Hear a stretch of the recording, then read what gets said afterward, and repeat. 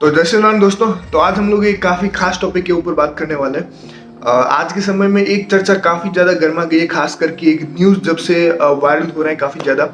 तो उसमें बताया जा रहा है कि जो टर्की में भूकंप आया वो मैन मेड था या फिर कहा जाए तो हार्प टेक्नोलॉजी से बनाया गया।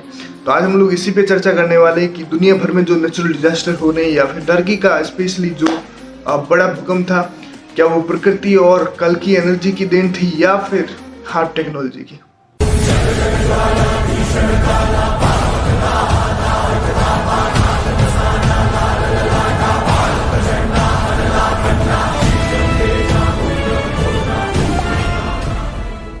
तो सबसे पहले मैं आपको क्लिप दिखा देता हूँ, उसके बाद आज हम लोग दोनों पक्ष से बात करने वाले हैं कि लोग आजकल क्या दलील दे रहे हैं और हो ऐसा रहा है कि युग परिवर्तन से रिलेटेड लोग भी हार्प में बिलीव कर रहे हैं। अब देखते हैं क्या सच में हार्प ऐसा कर सकता है और दोनों पक्षों के मैं दलील आपके सामने पेश करूंगा, किस हिसाब से क्या बोल रहे हैं लोग और मेरे हिसाब से क्या सही क्या गलत हो सकता है और क्यों सही और गलत हो सकता है, सभी चीज को क्लियर करेंगे। पहले वो क्लिप देखते हैं, उसके बाद मिलते हैं।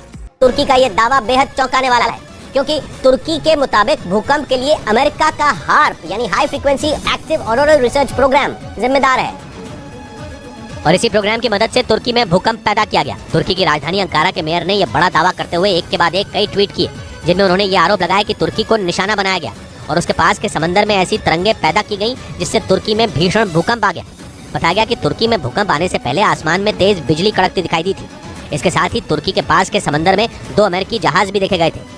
आशंका जताई गई कि इसी जहाज पर अमेरिका का हार्प यानी high frequency active auroral research programme से जुड़ा सिस्टम रखा था और तुर्की में भूकंप लाने के लिए इसी का इस्तेमाल किया गया था क्योंकि अमेरिका का ये हार्प सिस्टम बेहद ताकतवर तरंगे छोड़ने में सक्षम है और इसका इस्तेमाल पृथ्वी के वातावरण की सबसे बाहरी परत आयनोस्फीयर की जानकारी जुटाने के लिए किया जाता है।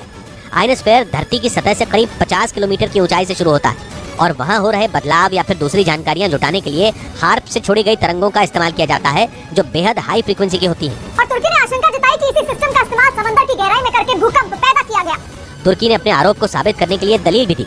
तुर्की के मुताबिक वहां भूकंप आने से पहले ही एक एक करके हॉलैंड, जर्मनी, फ्रांस और बेल्जियम समेत कुल 9 देशों ने अपने दूतावास बंद कर दिए थे और इन्हीं कड़ियों को जोड़ते हुए तुर्की ने भूकंप के पीछे पश्चिमी देशों का हाथ बताया।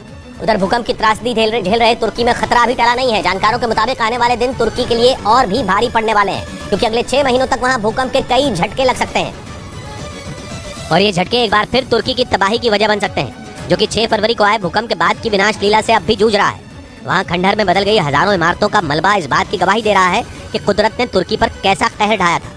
वहाँ आए भूकंप ने एक झटके में ही तुर्की के 19,000 लोगों को मौत की नींद सुला दिया। जानकारों के मुताबिक जिस बड़े पैमाने पर तबाही हुई है उससे मरने वालों का आंकड़ा 40,000 के करीब भी पहुंच सकता है।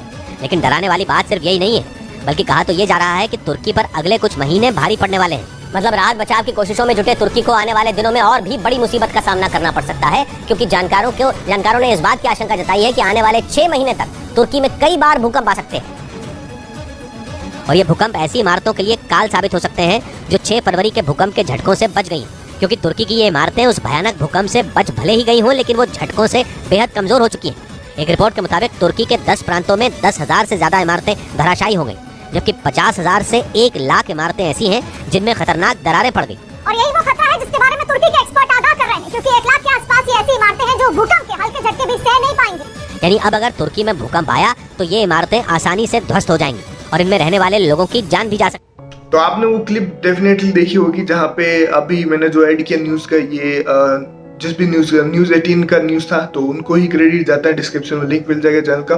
खैर फिलहाल मुद्दे पे वापस आता है। वो लोग बता रहे हैं कि टर्की के एक मेयर ने लगातार ट्वीट करके ये बताया कि कहीं ना कहीं वहाँ पे जो तबाही हुई है, जो अर्थक्वेक आया, आपको पता है वहाँ पे लगभग 25,000 के आसपास डेथ हो चुकी है। वो भी ऑफिशियल तौर पे, हो सकता है अब आंकड़ा बढ़ भी गया हो, पर लगभग मैं इतने बता रहा हूँ और अभी भी ये बढ़ता जा रहा है। तो वहाँ के मेयर बता रहे हैं कि कहीं ना कहीं ये चीज़ हार्प के द्वारा हुई है, ये कोई नेचुरल डिजास्टर नहीं थी। इसके लिए वो 2-3 दलीलें भी दे रहे हैं, 2-3 सबूत भी दिखा रहे हैं। पहला तो कि जब अर्थक्वेक आया उससे पहले आसमान में काफ़ी ज़्यादा बिजलियाँ कड़क रही थी। इसके अलावा जो समुद्री तट था टर्की का उसमें 2 अमेरिकी जहाज भी पाई गई। इसके अलावा पश्चिमी देशों के जितने भी दूतावास थे वो भी बंद कर दिए गए जस्ट अर्थक्वेक के कुछ समय पहले ही। तो अब इन सब कारणों से वो बता रहे हैं कि हाँ, कहीं ना कहीं ये अमेरिका द्वारा लाया गया मतलब हार्प टेक्नोलॉजी को कुछ फ्रिक्वेंसी पैदा करता है, जिससे ये इतना बड़ा विनाश हुआ और लगातार हुआ। वहां पे कई सारे भूकंप आए, एक आध नहीं, बहुत सारे भूकंप आए, छोटे बड़ों की तो गिनती ही नहीं हो रही थी। तो अब क्या सच में ये हार्प के कारण हुआ? क्योंकि अगर देखा जाए तो हार्प के बारे में कई सारे लोग काफी लंबे समय से चर्चा कर रहे हैं, बहुत सारे लोग बिलीव भी करते हैं, क्योंकि कहीं ना कहीं अब ऐसी चीजें, जैसे कल न्यूज आया था, पता नहीं आप लोगों ने देखा कि नहीं, कि कश्मीर में पीली बर्फ देखी गई, ऐसा कुछ मतलब मटमेली ऐसी कुछ बर्फ नेचुरल तौर पे गिर रहे थे, वो भी कहीं ना कहीं हार्प के द्वारा माना जाता है। तो क्या ऐसी टेक्नोलॉजी सच में एक्सिस्ट कर सकती है?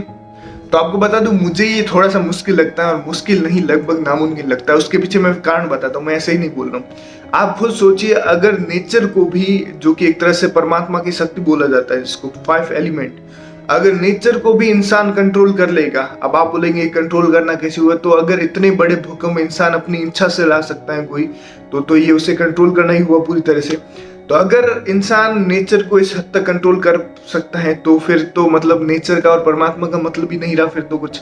अगर आप देखेंगे, अगर उसी की मतलब इंसान ही ये सब कुछ कर लेगा, तो फिर नेचर और प्रकृति और परमात्मा की शक्ति कहाँ पे काम करेगी फिर? तो जहां तक मुझे लगता है, ये चीज पॉसिबल ही नहीं है कि मैन मेड तरीके से इतना बड़ा डिजास्टर लाना। डेफिनेटली हो सकता है हार्प टेक्नोलॉजी शुरुआत में, जब देखिए ये कॉन्स्पिरेसी थ्योरी है असल में, अभी भी जो मेन स्ट्रीम लोग हैं वो नहीं मानते, इसलिए सभी को लगता है कि वो सही है। मैं आपको बता दूं, हर कॉन्स्पिरेसी थ्योरी सच नहीं होती, कुछ इनके द्वारा जानबूझ के डाली गई है। मे बी ये उसी के कारण हो, जहां तक मेरे को लगता है, क्योंकि अगर नेचर को भी, जाहिर सी बात है, अगर नेचर को भी ये कंट्रोल कर लेंगे फिर कुछ मतलब ही नहीं रहेगा, और मुझे नहीं लगता कि ऐसा हो सकता है।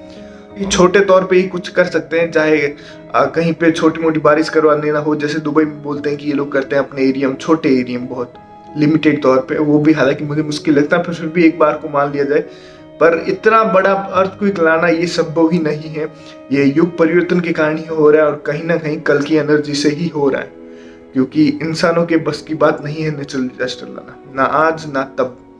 तो आप लोग समझ सकते हैं, ये होते हैं जिससे आप नेचर के साथ जुड़ सकते हैं, उससे कनेक्ट कर सकते हैं, एक सामंजस्य बना सकते हैं, पर उसको पूरी तरह से कंट्रोल करना, अर्थक्वेक्स लाना, ये मुझे नहीं लगता आज के समय में पॉसिबल हो सकता है। बाकी आप लोग कमेंट करके बताओ कि आपको क्या लगता है कि या ये पॉसिबल है कि हार्प के द्वारा कोई प्राकृतिक आपदा ले, वो भी इतने बड़े लेवल पे, और अगर सच में ये पॉसिबल है तो फिर नेचर का मतलब क्या रहा, वो भी आप कमेंट बता सकते हैं। बाकी मिलते हैं नेक्स्ट वीडियो में। हरे कृष्णा दोस्तों।